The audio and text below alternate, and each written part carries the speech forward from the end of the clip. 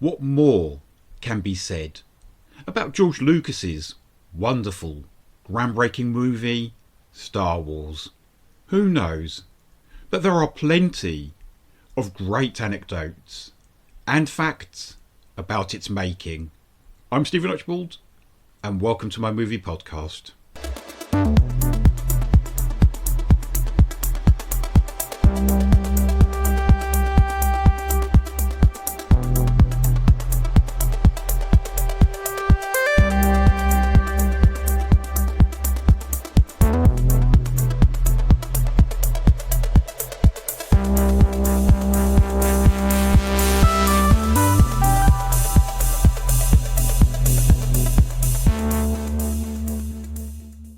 Hello to your good self, and welcome to my podcast, They Came From Within, Cult Movie Reviews. A force to be reckoned with.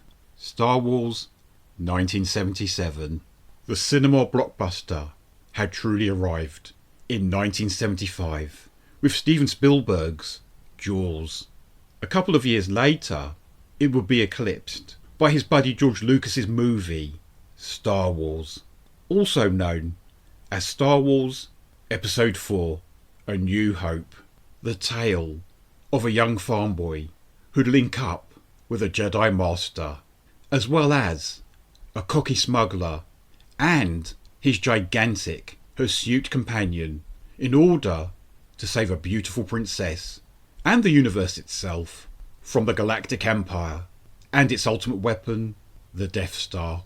In the early 1970s, George Lucas had wanted to make a colour, big screen version of the legendary Flash Gordon.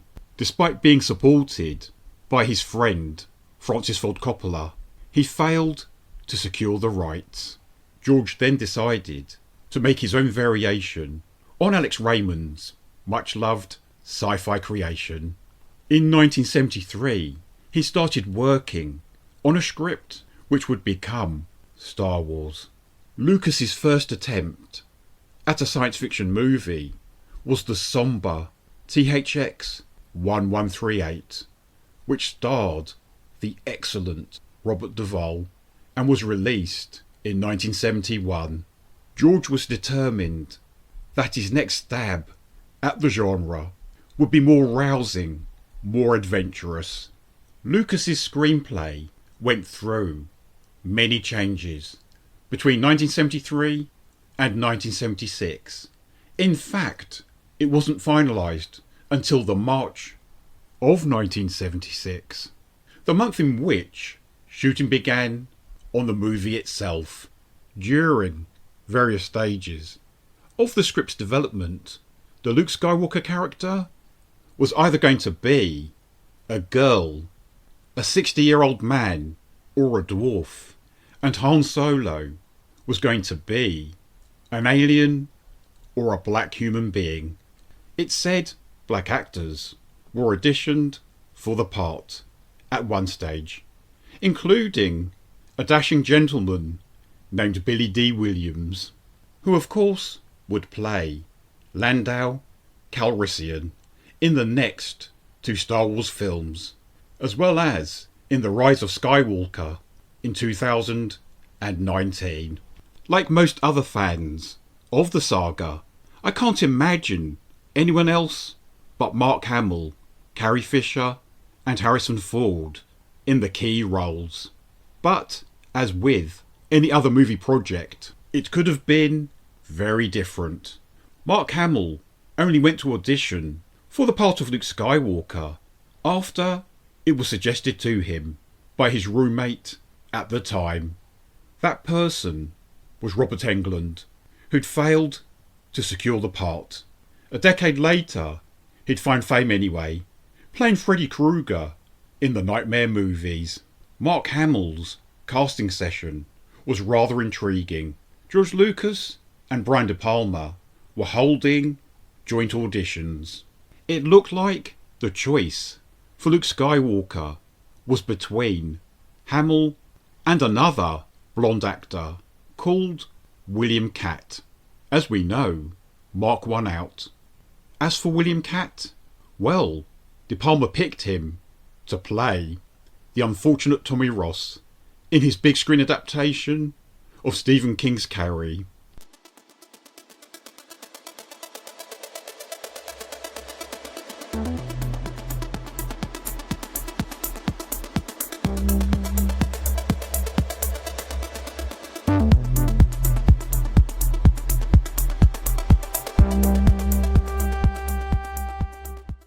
Strangely enough, Sissy Spacek was among the actresses who auditioned for the part of Princess Leia.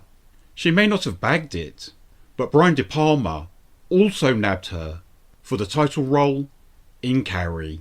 This was the period in which David Cronenberg wanted Sissy to star in his movie Rabid. It is said that Farrah Fawcett, Meryl Streep, Amy Irving and Jodie Foster were among those considered for the part of Princess Leia Organa. Jodie Foster was a very strong contender, but she opted out.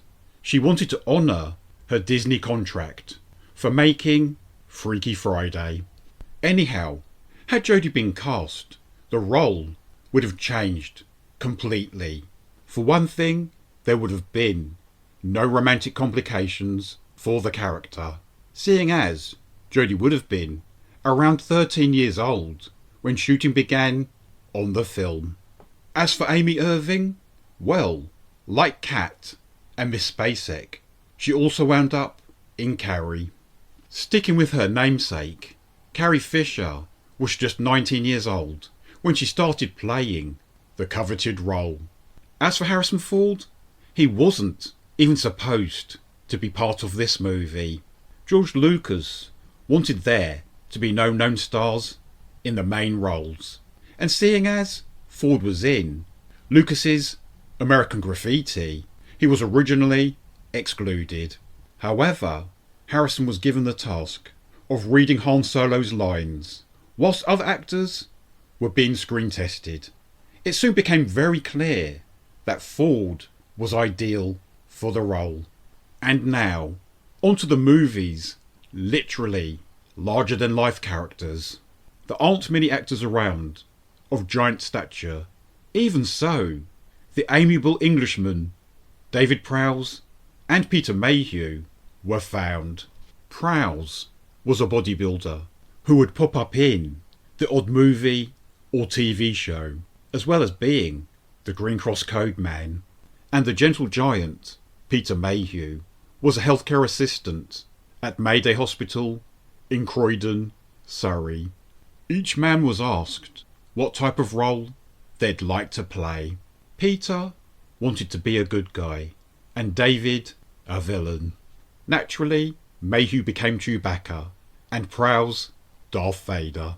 David wasn't happy with having his voice dubbed, but his soft Bristolian accent wouldn't have worked. And besides, James Earl Jones' majestic, booming voice proved perfect. George Lucas had first considered using Orson Welles' vocal skills, but then felt his voice was just too well known. Incidentally, it's been said that Prowse and Jones never crossed paths. The wonderful Peter Cushing played Grand Moff Tarkin. Carrie Fisher liked the amiable actor so much she felt uncomfortable having to be antagonistic towards him on screen. George Lucas had wanted Christopher Lee for the role of Tarkin, but he declined, whereas he had Peter Cushing down as one of the actors to be considered to play Obi-Wan Kenobi before the part went to the great Alec Guinness. The marvellous Christopher Lee would eventually join the franchise in the movies Attack of the Clones and Revenge of the Sith, portraying Count Dooku. Star Wars won 6 Oscars for editing, costume design, visual effects, sound, art direction, and of course, for Best Original Score. John Williams' music for this movie was placed at number 1 on the AFI's 100 Years of Film Scores, which was drawn up in 2005. It also won him a BAFTA and a Golden Globe. And after Stanley Kubrick's A Clockwork Orange, this was the second science fiction movie to receive an Oscar nomination for Best Picture. And David Prowse appeared in both of them. Sadly, making Star Wars was a very stressful experience for George Lucas. At one stage, he even got diagnosed with hypertension and exhaustion. But as we know, it was all very much worth it in the end. The movie received its official release on Wednesday, the 25th of May, 1977. And the rest, as they say, is history. Thank you very much for listening to They Came From Within Cult Movie Reviews. My name is Stephen Archibald, and you can find all of my episodes from most podcast hosts. And you can even follow me if you like. May the Force always be with you, and goodbye for now.